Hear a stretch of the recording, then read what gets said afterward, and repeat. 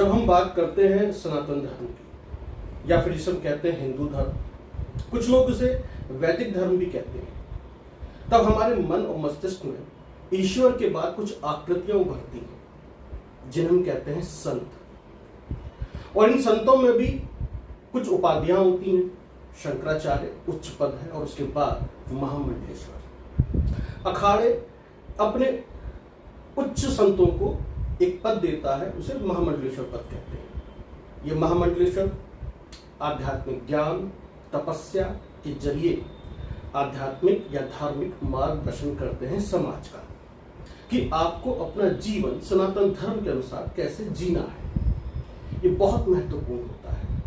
इनके सामने हम नतमस्तक होते हैं, इनका आशीर्वाद प्राप्त करते हैं।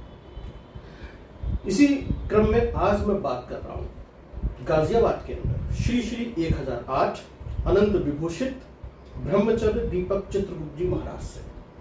समझेंगे उनसे सनातन धर्म क्या है, महामंडलेश्वर क्या है, क्या अवधारणाएं हैं, और आपके ज्ञान को बढ़ाने की कोशिश करेंगे और आपको एक आध्यात्मिक मार्गदर्शन मिलेगा महाराज जी से। आपका बहुत बहुत स्वागत है ब्रह्मचार्य दीपक चित्रगुप्त जी महाराज। थैंक यू, नमस्कार। जैसा कि आपका नाम है ब्रह्माचार्य चित्रगुप्त जी महाराज, ये महामंडलेश्वर है, आप किस अखाड़े से हैं, थोड़ा हमारे दर्शकों को बताएं। ब्रह्माचार्य दीपक चित्रगुप्त जी महाराज ये मेरे को अखाड़े के द्वारा दिया गया नाम है, जो कि मेरे पट्टाभिषेक के बाद जो मेरा गुरु द्वारा नामकरण किया गया उसमें है। ठीक है। श्री श्री 1008 ये अनंत विभूषित, ये मेरी सम्मानीय पदवी के साथ में ठीक है जुड़ा हुआ है। ठीक है। अब महामंडलेश्वर, जैसे आपने कहा कि सनातन धर्म, हिंदू धर्म और वैदिक धर्म, तो बेसिकली अगर हम देखा जाए तो हमारा वैदिक सनातन धर्म है। ठीक है। ठीक है, खाली सनातन धर्म नहीं है, वैदिक सनातन धर्म है जी। और वैदिक एक अलग शब्द, उसका बहुत मतलब वैसा व्यापक रूप है जो ईश्वर द्वारा दिए गए वचन हैं, जो कि वेदों में संलग्न हैं और सब वेदों के रूप में लिखे हुए हैं, जिनको हम आप्त वचन कहते हैं। उन्हीं की परंपराओं को हम जो फॉलो करते हैं वो वैदिक रीति के हिसाब से करते हैं। उनके अलग अलग विधि, प्रोसेस, सारी चीजें हैं। वो बड़ा बहुत बृहद जो है सब्जेक्ट है। और सनातन सबसे पुराना, जिसका ना आदि है ना अंत है। बिल्कुल। और धर्म वो जिसको आप अपने मन से धारण करें, जिसको आप अपने मन में ले जाएं, अपनी आदतों में शुमार कर लें। और ये संस्कार से जुड़ा हुआ है। संस्कार का मतलब कि आपकी आत्मा की और आचरण की और चरित्र की शुद्धि, यानी मनुष्य की जीवन शैली, जीवन आप कैसे जिए, आप कैसे जिए, आपको जो शरीर मिला है इसको आप कैसे परिष्कृत, अगर नॉर्मल आम भाषा में बोलें तो कैसे इसको आप शुद्धिकरण करके अपने जीवन को एक आयाम दें। जो मैं समझ पा रहा हूँ महाराज जी, शुद्ध जीवन शैली की एक परंपरा जी, एक रीति और एक पद्धति से अपने जीवन को जीना।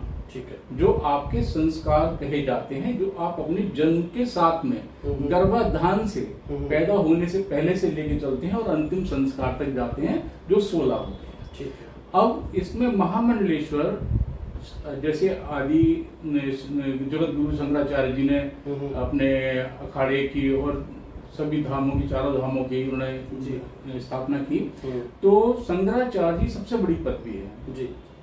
उसके बाद में जगत गुरु जी जो है वो उनकी पदवी कही जाती है जी। फिर आचार्य महामंडलेश्वर, जो कि महामंडलेश्वर के एक हेड कहे जाएंगे जी, उनकी पदवी है। फिर होते हैं महामंडलेश्वर। ठीक है। और महामंडलेश्वर का हर अखाड़े का एक पद है, जो कि नीचे फिर महंत, श्री महंत और हिरार्की के हिसाब से चलता रहेगा।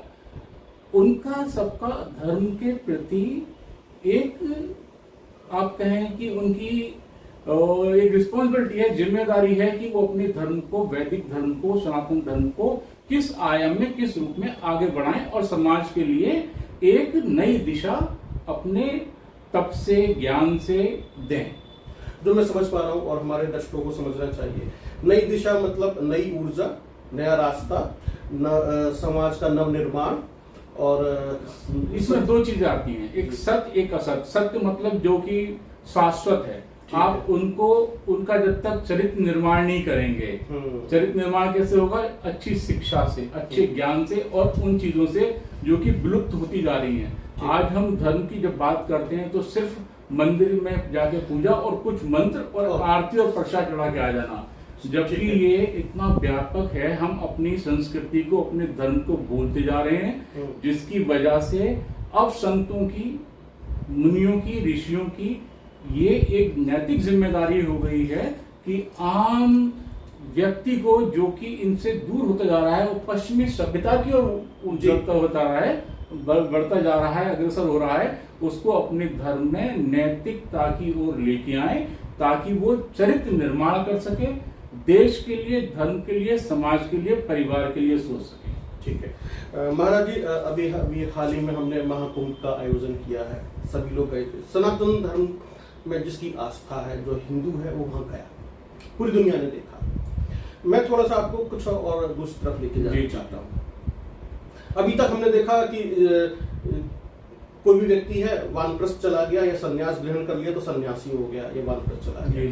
लेकिन हमारा जो इतिहास है सनातन धर्म का, जितना हमने पढ़ा है, मैंने पढ़ा है, हमारे यहाँ गुरुकुल परंपरा थी, ऋषि मुनि हुआ करते थे, उनके बच्चे हुआ करते थे, चाहे उसमें आचार्य द्रोण भी शामिल हैं या वशिष्ठ भी शामिल हैं, विश्वामित्र भी शामिल हैं, बहुत सारे आचार्य हुए हैं, ऋषि हुए हैं, उनकी एक आश्रम है, बच्चे हैं, परिवार है, पूरा होता था। हम कहते थे गृहस्थ सन्यासी या गृहस्थ एक आचार्य। तो जैसे अब आप हैं या दूसरे ऐसे महामंडलेश्वर हैं, एक और महामंडलेश्वर हुए थे, मैं उनको भी जानता हूँ, वो पारिवारिक जीवन में रहते उन्होंने जो है एक महामंडलेश्वर का पद उनको मिला और वो आध्यात्मिक के रास्ते में चल पड़े।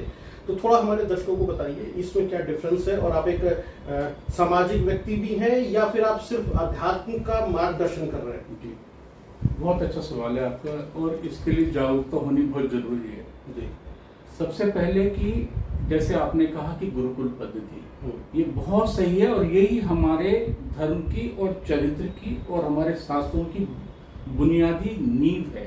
जी, जो बुनियाद है, यही मेन चीज है कि गुरुकुल पद्धति से हमारा जीवन यापन और हमारा सारा शिक्षा प्रणाली चलना, जिसके लिए हम प्रयासरत हैं। हमारे ध्येय में ये भी है। उसके अंदर 4 हम जैसे आश्रम में जीते हैं, ब्रह्मचर्य में, गृहस्थ में, और उसके बाद में वानप्रस्थ और संन्यास। ब्रह्मचर्य का मतलब होता है कि अपने ही गुरु के सानिध्य में रहते हुए अपनी प्रतिभा और कौशल के हिसाब से अपने आप को निखारना, और एक जीवन यापन पद्धति के लिए शिक्षा ग्रहण करना, उसके बाद में गृहस्थ जीवन में चले जाना। जैसे अगर हम आयु को, वैसे तो वैदिक आयु 120 वर्ष की कलयुग में कही गई है, लेकिन हम 100 साल की अगर लेते हैं तो 25 साल की उम्र तक हम कहते हैं कि हम ब्रह्मचर्य में जी रहे हैं। एक आपको मैं अनुमानता बोल रहा हूँ, प्रचलन में 25 साल जो है। उसके बाद में 25 से 50 जब आप समावर्तन के बाद में जो है गृहस्थ की ओर बढ़ते हैं ब्रह्मचर्य में, तो आपको अपने गृहस्थ जीवन की आयु जो है वो 25 साल और निर्धारित की गई है। फिर बाकी की जो 25 साल है, जो 75वें साल 50 से 75 में आएगी, वो वानप्रस्थ। वानप्रस्थ का मतलब होता है कि आप अपने अध्यात्म की ओर अग्रसर हैं, आपकी जिम्मेदारी समाज के उत्थान के लिए है। भ्रमण करना, लोगों को जागरूक करना, अपनी जिम्मेदारियों से विमुख न होते हुए समाज की सेवा करना। ठीक है। उसके बाद में वानप्रस्थ के बाद में संन्यास आश्रम आता है, जिसकी में आप जो है उसके नियम थोड़े कठोर हैं कि बल्कि आदि मतलब कि छाल या वैसे कपड़े, एक कपड़े में रहना, जंगलों में रहना, भोजन करना, खुद ही भोजन का जो है प्रबंध करते हुए, भगवान का ध्यान करते हुए, अपनी आंतरिक चेतना को जगाते हुए आपने समाज का कल्याण किस तरीके से करना है, और आपने जो है ब्रह्मलीन हो जाना। यानी कि जो वानप्रस्थ का जो एक व्यवहारिक ज्ञान है वो, और जो आध्यात्मिक ज्ञान है उसको मिलाकर संन्यास आश्रम के अंदर आप समाज कल्याण करते हैं। जी, संन्यास का मतलब ये है कि आपने अपने एक, जैसे मैनेजमेंट में होती है सेल्फ एक्चुअलाइजेशन की स्टेज, कि आपने जब सब कुछ आपकी इच्छाएं पूरी हो जाती हैं तो आप समाज को एकदम देते हैं, दोनों हाथों से लुटाते हैं। मतलब एक्सपेक्टेशंस लेने की नहीं, सिर्फ देने की। जैसे संतों की तो एक्सपेक्टेशन जो है उम्मीद उनसे ही की जाती है, हमेशा दें, वो देना भी चाहिए। और दूसरी, उसमें संन्यास के अंदर आप जब लोगों को दे रहे हैं तो उसमें आपके दिमाग के अंदर भौतिक और मानसिक जो चीजें हैं वो ऐसी नहीं होती कि आप पर हावी हो जाएं। आप सभी चीजों से निकल चुके होते हैं और आप समाज के हित के लिए ही सोचते हैं कि मेरा जीवन तो आप हर चीज परोपकार में ही लगे। ठीक है, तो अब जैसे ये तो हम दर्शकों को बता देना चाहते हैं कि गृहस्थ सन्यासी भी होते हैं या गृहस्थ संत भी होते हैं, और इसका हमारा सनातन धर्म में बहुत बड़ा व्यापक इतिहास है और वो सब कुछ लिखित में है, ऐसा नहीं है। जो लोग सोचते हैं कि नहीं ऐसा नहीं है, उनका ज्ञान थोड़ा सा अल्प है, और अल्प ज्ञान की वजह से हम अपने ही संतों को थोड़ा सा अलग दृष्टि से देखने लगते हैं। ज्ञान हमारा अल्प है, हम देख संतों को अपने अल्प ज्ञान से ऐसे देख रहे हैं। मैं थोड़ा सा और समझना चाहता हूँ आपसे, आप महामंडलेश्वर बने हैं, तो किस तरह का आध्यात्मिक ज्ञान और समाज का मार्गदर्शन आप करने जा रहे हैं, और कैसे आपके अंदर ये चेतना जागृत हुई कि मुझे अब जो है आध्यात्मिक मार्गदर्शन करना है? देखिए, सबसे पहली बात तो आपके दो सवालों का मैं जवाब देना चाहूँगा। सबसे पहले आपने ये कहा कि हम ऋषि मुनि परंपरा की आपने बात की, ये बहुत अच्छा सवाल था और बहुत ही अच्छा है। इसका मैं आपको जवाब अपनी तरफ से देने की कोशिश करता हूँ कि समझाने की कि ऋषि मुनि जितने भी हमारे हुए, जिनके हम गोत्र लेके चल रहे हैं, संसार में जो भी आदमी है वो एक किसी वो 7 ऋषियों के ही गोत्र के हिसाब से चल रहा है। उनके उप गोत्र हो सकते हैं, जिनको अगर आम भाषा में कहा जाए तो अल कहा जाता है, वो हो सकते हैं। लेकिन आप देखेंगे कि वैदिक काल से ऋषि, जैसे आपने ऋषि वशिष्ठ का नाम लिया, भारद्वाज जी का, गौतम जी का, कौशिक जी का, अगस्त ऋषि, ये हम इन्हीं की परंपरा में बढ़ रहे हैं। जैसे मेरा गोत्र शांडिल है, ठीक है, मेरी धर्म पत्नी का गोत्र भारद्वाज है। तो आप जितने भी देखेंगे भगवान राम के समय भी आप देखेंगे अनसुईया, गौतम ऋषि, ये आप अपने गृहस्थ में रहते हुए धर्म की और समाज की जो सेवा कर रहे हैं, वो भी आपका एक संत परंपरा के अंदर आता है। ठीक है। दूसरी बात, अभी आपने कहा कि कैसे आना हुआ, ब्राह्मण कुल में पैदा हुआ तो बचपन में घुट्टी के साथ ही मंत्र, पूजा, भगवान से डरना, भगवान की सेवा करना, बड़ों की सेवा करना, जो सब हमारे साथ संस्कारों में शामिल होता है।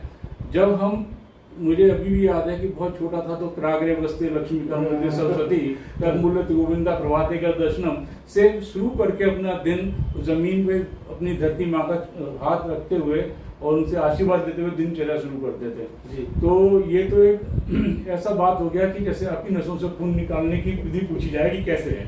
तो इसमें तो ये कह सकते हैं कि हमारे को परिवार से मिला हुआ है। लेकिन सांसारिक रूप से अगर देखें तो मैं साइंस का विद्यार्थी रहा।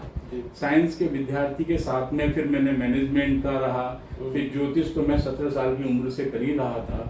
फिर उसके बाद मैंने ज्योतिष की भी क्वालिफिकेशन ली, और क्योंकि मैं कम से कम 30 से 35 कंट्रीज जो है मैं भ्रमण किया है मैंने, और सभी जगह अपने धर्म को हमेशा ऊपर लेके चला, और भगवान का आशीर्वाद भी रहा, लोगों की कृपा भी रही, बड़ों की, कि मुझे हमेशा साधु संतों का आशीष और उनका सानिध्य प्राप्त हुआ। तो वो कहते हैं ना कि जैसे आप रहेंगे वैसे ही आप सोचेंगे। अब क्योंकि मैं ज्योतिष में भी था, आचार्य था, वैदिक रीत से पढ़ा हुआ हूँ आचार्य को, वास्तु में भी मैंने अपना ज्ञान अर्जित किया है, तो मेरे को कब किसने खींचा ये तो नहीं कह सकता, कैसे झुका हुआ, लेकिन ये कह लीजिए कि मैं शुरू से ही ऐसे ही हूँ। मतलब एक वो ऊर्जा जो है आपको, आध्यात्मिक ऊर्जा आपको उस तरफ ले गई, किसने खींचा, मतलब वो ऊर्जा। मैं हमेशा ये सोचता हूँ कि आदमी की आंतरिक ऊर्जा जब बाह्य ऊर्जा से मिल जाती है और हम इसके प्रयासरत रहते हैं, तो हम एक जो है समीकरण बना देते हैं, और वो समीकरण जो है ना, वो साधु संत ऋषि मुनि के रूप में होता है। तो इसमें मेरा परिवार मेरे हमेशा साथ रहा, उन्होंने कभी वो भी सब स्पिरिचुअल हैं, तो मेरा मन के हिसाब से जीना, मैं मानता हूँ कि आपका अंदर अंतरात्मा आवाज दे, आत्मा, अंतरात्मा, परमात्मा, ये सब चीजें होती हैं। तो जब तक आप आत्मा की बात सुनते हैं, अंतरात्मा की, तो आपकी आत्मा कहती है कि परमात्मा से मिलना है। उसका मार्ग जो है वो इन्हीं चीजों से निकल के जाता है। और फिर देखते हैं कि समाज में जागरूकता कौन देगा। आज की डेट में अगर आपकी कोई बात सुनता है तो साधु संतों की, धर्म की या नेताओं की। जी, ठीक है। तो हमारा जो ध्येय है वो समाज में चरित्र निर्माण का है। आप देखिए कि आज कोई भी आदमी आपसे सिर्फ जो बात करेगा वो धन की बात करेगा। वो ना आपसे चरित्र की बात करेगा, ना आपसे वो कहेगा कि मेरा सदाचार, मेरा नैतिक उत्थान कैसे हो। गुरुकुल हमारे खत्म होते जा रहे हैं। हम गुरुकुल के लिए काम कर रहे हैं और कब से कर रहे हैं ये हमें भी नहीं पता, कहना भी नहीं चाहिए, बताना भी नहीं चाहिए, क्योंकि दान और शिक्षा हमेशा गुप्त रहनी चाहिए, बिल्कुल देनी चाहिए। मतलब ऐसे तो उजागर होनी चाहिए, लेकिन वैसे गुप्त तरीके से देनी चाहिए। तो हम ये सोचते हैं कि जितना हम अपने एक धर्म की सेवा कर सकें, धर्म का मतलब जैसे मैंने आपको यार दूसरी परिभाषा है कि धर्म, कर्म और मर्म ये तीन चीजें होती हैं। जैसे आप कर्म करेंगे वो आपका मर्म होगा, मर्म से ही धर्म कनेक्ट होगा। तो हमारा चिंतन, हमारा एक्ट, जो हमारा करने का तरीका है, जो हमारा कार्य है, वो सारी के सारे हम जो है धर्म के हिसाब से करें तो हम एक अच्छे समाज की और एक चरित्र की निर्माण कर सकते हैं। इसीलिए मेरे को लगा कि मेरे को इसमें अपने हम चले जाना चाहिए और हम क्या समाज को क्या वापस कर रहे हैं। सबसे बड़ी बात, हम ले तो लेते हैं, हम कहते हैं भगवान तूने मुझे ये नहीं दिया, हमने ये नहीं दिया। हम अपना एक पैर जमीन पर रखते हैं तो सोचिए कि अगर हमने यही पैर कोई हमारी छाती पर रख दिया तो हम क्या रिएक्ट करेंगे। और धरती है जो सोचती भी नहीं है, और हम कूदते भी हैं, खेलते भी हैं, रोंगते भी हैं, उसमें एक पौधा तक नहीं लगाते, तो इसका मतलब हम पर्यावरण के साथ भी नहीं है। धर्म के साथ में जनसंख्या, पॉपुलेशन, पॉल्यूशन और दूसरी बात प्लास्टिक, ये 3 P को हम एक तरीके से रोकना चाहते हैं। क्योंकि पॉपुलेशन, जनसंख्या नियंत्रण की बात कर रहे हैं तो हम जमीन को भी, संसाधनों को भी हम रोक रहे हैं। पर्यावरण को हम जागरूक कर रहे हैं पेड़ लगाने के लिए, वो भी एक धार्मिक कार्य है। धर्म का पर्यावरण के क्षेत्र में बहुत बड़ा योगदान है। और तीसरा प्लास्टिक।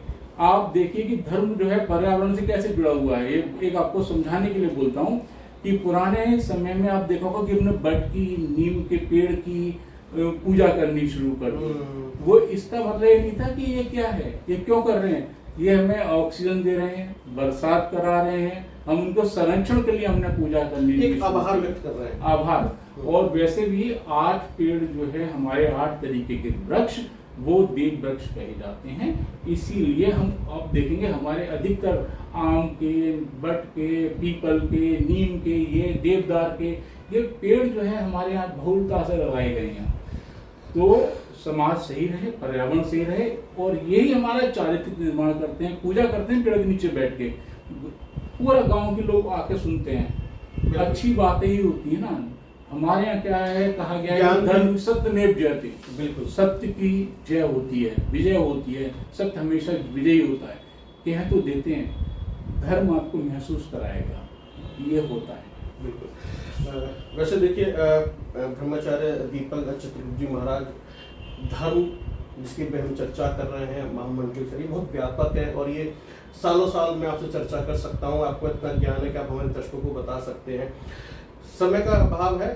अगले एपिसोड में फिर दोबारा आपसे हम बात करेंगे इसी संत समाज के ऊपर, महामंडलेश्वर के ऊपर, शंकराचार्य के ऊपर, महाकुंभ के ऊपर, और हमारे जो वेद हैं, उपनिषद हैं, उन सब के ऊपर हम पूरी आपसे व्याख्या करवाएंगे और दर्शकों को बताएंगे, जिससे कि उनको आध्यात्मिक ज्ञान मिले, मार्गदर्शन मिले।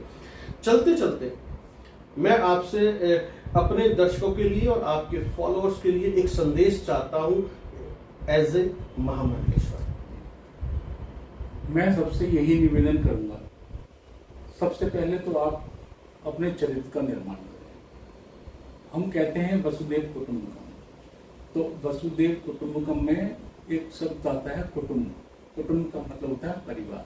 तो सबसे पहले अपने परिवार से शुरू करें, परिवार को जागृत करें, परिवार के बाद में अपने पड़ोसियों को जागृत करें धर्म के प्रति।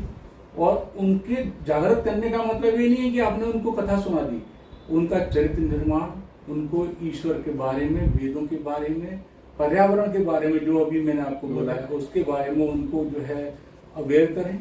उसके बाद में अपना देश और फिर संसार, जब तक हम अपने चरित्र का निर्माण नहीं करेंगे, परोपकार की भावना मन में नहीं लाएंगे और सहृदय नहीं रहेंगे और मन के अंदर निस्वार्थ प्रेम नहीं लेके आएंगे, तब तक हम एक धार्मिक व्यक्ति नहीं हो सकते। और आपको ये करना ही होगा, तभी हम एक कह पाएंगे कि हमारा भारत मतलब ऊर्जा की ओर जो रथ है वही भारत है, वही भारतीय है। तो हम वो तब को आपने अपने तेज को प्रखर करना है, यही मेरी मनोकामना है और इसी के लिए हम लोग प्रयासरत रहें। धन्यवाद। तो अभी आपने सुना ब्रह्माचार्य चित्रगुप्त जी दीपक महाराज जी को, दीपक चित्रगुप्त जी महाराज जी हैं, उनके विचारों को आपने सुना और समझा। जिन्होंने जोर दिया है, बल दिया है, वो दिया है चरित्र निर्माण पर, समाज के निर्माण पर, दिशा के ऊपर। और जो उन्होंने सबसे बड़ी बात कही वो हर मनुष्य को समझनी चाहिए, वो है कि समाज जिसने आपको कुछ दिया है उसको आप वापस में क्या देने जा रहे हैं, उसको समझना बेहद जरूरी है। और जो आध्यात्मिक ज्ञान और मार्गदर्शन एक महामंडलेश्वर से मिलता है, संत समाज से मिलता है, उसको आप जरूर स्वीकार करें और उसको जीवन में लेकर आए। बहुत बड़ी बात कही है महाराज जी ने कि सनातन धर्म जो है जीवन शैली है, हम अपनी जिंदगी को कैसे जीते हैं, और शुद्ध जीवन शैली की एक परंपरा है सनातन धर्म। इसको आपको समझना होगा। सिर्फ मंत्रोच्चारण करने से या मंदिर में जाकर घंटा बजाने से आप सनातन धर्मी नहीं हो जाते हैं। ये एक लाइफस्टाइल है, you have to understand this. ये महाराज जी कह रहे हैं। बहुत बहुत धन्यवाद।